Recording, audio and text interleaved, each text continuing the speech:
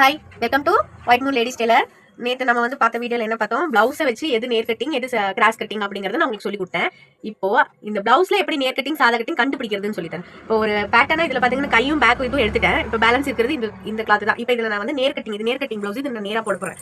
First நேர் கட்டிங்னா இப்படி வரும், கிராஸ் கட்டிங் வரும். இப்போ ஒரு பிட்டுனா நமக்கு 4 பக்கம் கிடைக்கும். 1 2 3 4 சைடஸ் இருக்கும்.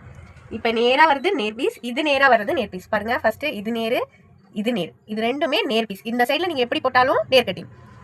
இப்படி ஒன்று வருது, இப்படி ஒன்று வருது. பாருங்க, நேர் கட்டிங் வந்து இழுக்காது, கரெக்டாக இருக்கும். இதே நம்மளுக்கு கிராஸாக வரைஞ்சிருக்கிற பீஸ் பாருங்க, கிராஸாக இழுக்குதுங்களா, நல்லா உங்களுக்கே தெரியும்.